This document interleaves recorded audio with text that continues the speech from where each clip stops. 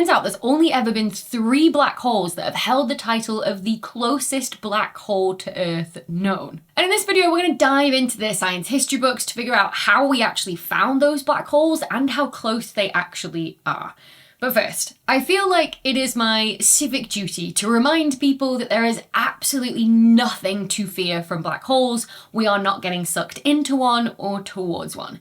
If I could change the sun into a black hole of exactly the same mass right now, the Earth's orbit wouldn't change. We wouldn't be affected at all, except to notice that someone had turned the lights out. And that's because it would feel the same pull of gravity as it does now from the sun as it would from a black hole the same mass as the sun. In fact, none of the objects in the solar system would be affected. All the planets, asteroids, comets would keep their same orbits for the same reason. It's only when you get incredibly close to a black hole that the pull of gravity is too great to escape. So the event horizon, that sphere around a black hole, which is the point of no return, for a black hole the same mass as the sun, would be just 6 kilometers across. It would be tiny. For context, on Earth, we're around 149 million kilometers away from the sun. So there would be absolutely nothing to fear if we could turn the sun into a black hole right now, never mind from black holes that are thousands of light years away or a few million billion kilometers away. So with all that said, we can now dive into the timeline of all the black holes that have ever held the title of the closest known black hole to Earth. So that when you see a news story in the future reporting on the new closest black hole known to Earth that's been found, you'll have all of the context.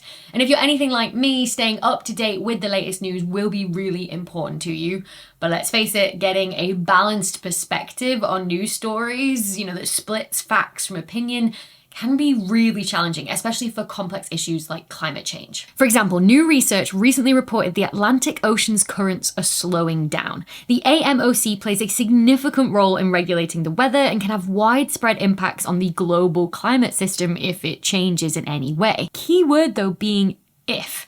Now, using ground news, I can see how some outlets are sensationalizing this study, claiming an apocalypse could happen as soon as 2050, 2030, or even next year. But with a simple scroll, I have access to highly credible outlets reporting that the study actually says that we lack the data to tell when the Atlantic Ocean's currents will change. And because most people get their science news from mainstream media, I continue to partner with ground news to show an easy solution to all of the scientific misinformation that mainstream media spread. Their app and website was founded by a former aerospace engineer who worked on missions for NASA, who was vice president of Rolls-Royce jet engines, and more. So of course you know that their scientific news coverage is excellent. Plus, what I love is that I can even follow my favorite journals to stay accurately informed on the latest discoveries. So I'm really glad to be partnering with them again, especially because, they're completely subscriber funded, allowing them to stay free of the inescapable shock tactics that come with paid advertising. So if you head to the link in the video description below at ground.news/Dr. Becky, or you can scan the QR code, you'll get 40% off their Vantage plan, which gives you unlimited access to all their features.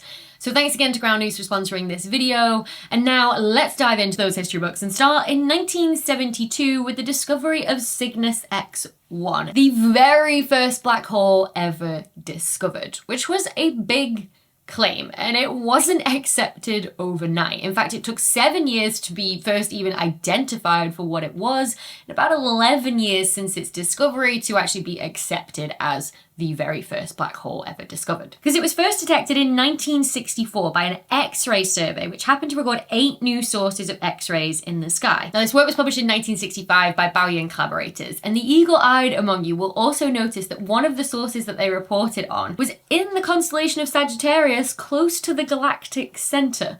But that's another story entirely. And Bowie and collaborators noticed that some of the X-ray detections they've made were associated with stars already found in visible light or possibly radio light, and then there were others that seemed to be in a part of the sky where there didn't appear to be anything else there at first. At least early X-ray studies struggled to pinpoint the actual location of the detections of the X-rays they were making with any specific accuracy. Now, Cygnus X-1 fell into that latter category where there didn't appear to be anything else there, either in visible light or radio light. At least for a few years anyway, until July 1971, when Brazen Miley, working at Leiden Observatory, found something in the same place emitting radio light. But then by September 1971, Murden and Webster, working at Greenwich, reported finding the star HD 226868, a blue supergiant star. And that's a type of very massive star that's near to the end of its life, and it was found very close to where the radio emission had been found.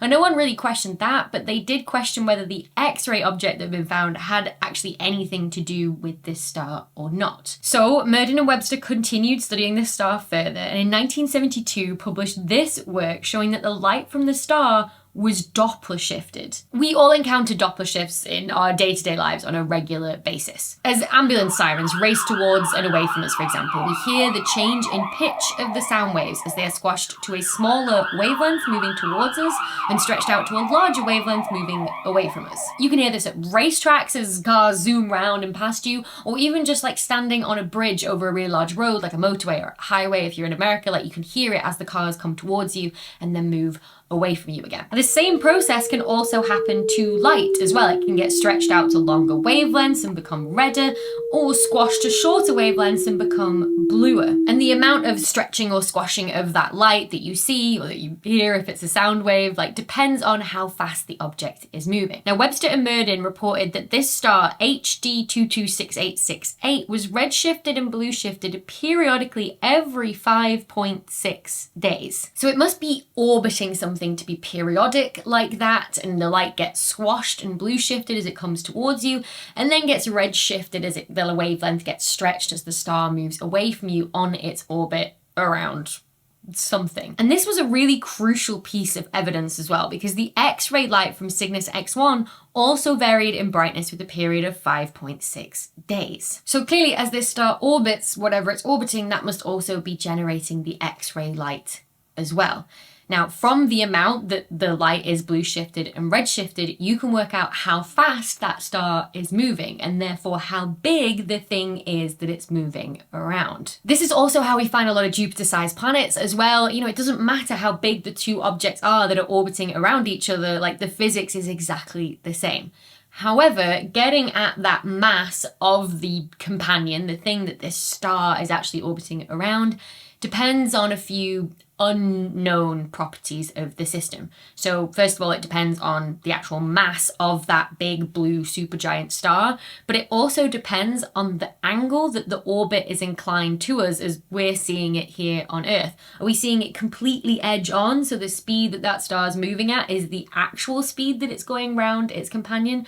Or are we seeing it slightly at an angle, which means the speed that we observe is sort of less than the speed it's actually going at? So Webster and Murden considered all the data they had and then gave some possible, ranges of masses and radii of the supergiant star. They concluded that this companion, whatever it was, orbiting this supergiant star had a mass between 2.5 and 6 times the mass of the sun. And given the fact that, they couldn't see anything in visible light, that you can see two stars actually orbiting each other, they concluded that what must be in orbit around this star is some form of compact object, which is also stripping material from the supergiant star, accelerating it up to huge speeds, making it glow in X-rays, and therefore explaining the X-ray emission that was originally seen. But compact object just means like something really dense. Now that could be anything from a white dwarf to a neutron star to maybe a black hole, all of which are formed at the end of a star's life. But crucially, there is a mass limit to all of those objects. Like, if you just keep adding mass to a neutron star, eventually it can't hold itself up anymore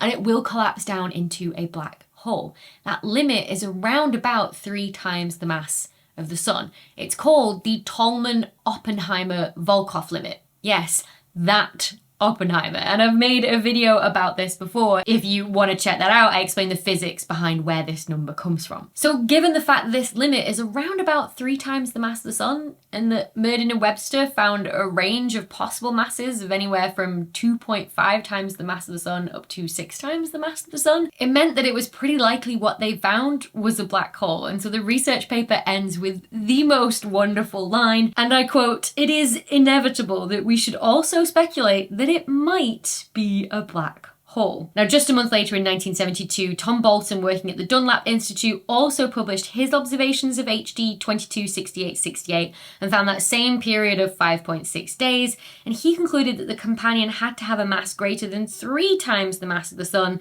and states, I quote, "This raises the distinct possibility that the secondary, i.e. the companion, is a black hole." You can see how both papers use the language speculate, right? Because this wasn't a done deal at the time. The astronomy community was still very doubtful over the fact that a black hole had been found. But after a slew of research papers into either the behavior and the properties of the supergiant star, or the X-ray light coming from Cygnus X-1, or even the radio light coming from Cygnus X-1, by 1975, Shipman published this paper ruling out the most favoured alternative explanation of a triple star system. And he also declared that other possible alternate explanations that had been thrown out there, like tidal evolution of the star or mass exchange, I quote, "do not seem to offer much hope of avoiding the presence of a black hole." So this was about when Cygnus X-1 was accepted as the first black hole ever discovered. And it was a really timely discovery because it was around this time in sort of the late 60s and early 70s that people like Stephen Hawking and Roger Penrose were working on the theory of black hole formation, showing that singularities, where all the matter is squashed into an infinitely small point, were inevitable and natural in nature. Then people like Bekenstein, Bardi and Carter and Hawking were all starting to think about the thermodynamics of black holes, which meant that by the mid-1970s, not only was the theory of black holes, starting to make sense in the sort of wider context of physics as a whole, but we also had the very first observational evidence of a black hole as well. And if you want to know more about that whole time, I've written about it in my book, A Brief History of Black Holes. So Cygnus X-1 not only became the first black hole ever known, but also the closest black hole known to Earth as well at the same time, because Murden and Webster estimated that the star HD 226868 was only 2 kiloparsecs away, or 6,500 light years. But more modern estimates, which use much more precise radio data from the VLBA, the Very Long Baseline Array in New Mexico in the US, put it slightly further away at 2.22 kiloparsecs away, or 7,200 light years, which also means that the black hole in Cygnus X-1 is much more massive than originally thought in the 70s when they thought it was much closer to us, with Miller-Jones and collaborators measuring it as 21.2 times the mass of the Sun. Now, Cygnus X-1 held onto the title of the closest known black hole to Earth for over a decade. That's despite like a flurry of new X-ray objects being found, like Cygnus X-3, for example, which was also suspected to be a black hole as early as 1973, or 4U1543-47, which was first spotted as an X-ray source in 1971, but not confirmed as a black hole until 1984. A lot were found, but none of them were closer than Cygnus X-1. That was until 1986, when A0620-00, aka V616 Monocerotis, took the crown. Now, like Cygnus X-1, A0620-00 was first spotted in X-rays by Elvis and collaborators, who reported that in August 1975, it became the brightest X-ray source in the whole sky. It was at a location where there was a known star that had been spotted in visible light that also happened to have brightened at the same time.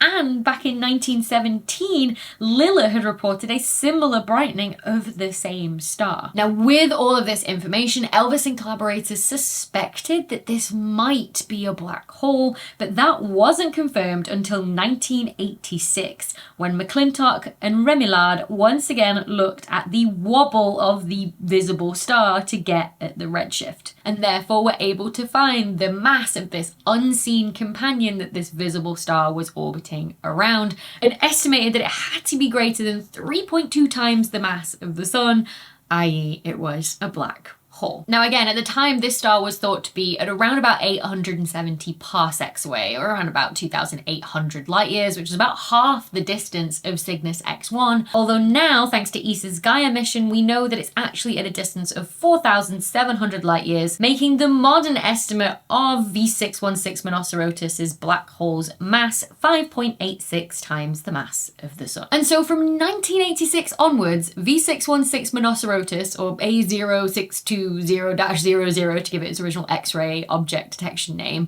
was the closest known black hole to Earth. It was the closest when I wrote my book in 2022. I mention it in this book. And yet, a fortnight after the publication date of my book, this research appeared online, reporting on the discovery of Gaia BH1, the new closest black hole to Earth. Now, unlike the previous two black holes on our list, this wasn't spotted with X-rays first. It was found in data from ESA's Gaia telescope, which was launched back in 2013 and hangs out at Lagrange Point 2 with JWST, 1.5 million kilometers away from Earth. Now, it was designed to create the most detailed 3D map of stars in the Milky Way, recording the positions, distances, and motions of over 1 billion stars with incredible precision. And Al Baldry collaborators searched for this data for stars that traced out an oval on the sky as they moved. They appeared to be orbiting something else, but there's not another star there that we can see. Plus, Gaia measures the Doppler shift on the starlight, so again, you can get how fast the star is moving. And then with both of those pieces of information, the oval that the star traces out on the sky, plus the speed that it's moving at, you can actually work out, okay, well then how inclined is that star's orbit to us here on Earth? And that takes out one of those unknown variables, so when you're working out the mass of the thing that this visible star is orbiting around. And so Al Baldry and collaborators did manage to find something. They spotted this sun-like, i.e. a G-type star, which is 480 parsecs away, or about 1,565 light years away. And from the movement of this star, they worked out it must be in orbit around a black hole that is 9.62 times the mass of the sun, becoming the closest black hole to Earth that's known. Now, since then, Gaia has spotted even more of these stars that seem to have a black hole companion, like Gaia BH2 at 3,800 light years in 2023, and Gaia BH3 at 1,840 light years this year in 2024, which were both closer than A0620-00, but still further away than Gaia BH1. But it does suggest there could be a whole population of dormant black holes, i.e. they're not growing black holes, so there's no material that's been accelerated to huge speeds to make it glow in X-rays. These dormant black holes that could be in orbit around these sort of like normal sun-like or other types of stars. We just have to find them. So there you have it. Only 3 objects have ever held the title of the closest black hole to Earth. Although there is a very fun hypothesis that there could be what's known as a primordial black hole that's about 10 times the mass of Earth, that's orbiting the sun out on the edge of the solar system as a Planet 9 candidate. Again, I've made videos on this before that I'll link in the video description down below if you want to check them out. So if we find more evidence in favor of that hypothesis, or we find another black hole orbiting a star in Gaia data, the question is, when will we have a new candidate for the closest known black hole to Earth? Will we have to wait another 36 years before Gaia BH1 is dethroned? Or, with all the new telescopes coming online in the next few years, will we see a new record holder sooner than we think? Who's this then? You gonna say hi? Say hello to your adoring fans. You gonna stay there where I film? No. You're just gonna lay on my keyboard while I work, eh? I see. But while I film, freedom! Yeah. But first, I feel like it's my... Baby girl, you can't keep doing that. You're making too much noise. If you can hear any scratching in the background, it's the cat, okay? She's gonna pop up over the top, I just know it. Hello, yes, you, Mrs. Starting to make sense in the context of sort of the wiser physics field. Burn on astronomy there. Oops. This research appeared online reporting on the discovery of Gaia BH1. PH1? It is a very acidic black hole. Oh, why did that make me chuckle so much? I mean, we can't know if it's acidic, right? Because black holes have no hair.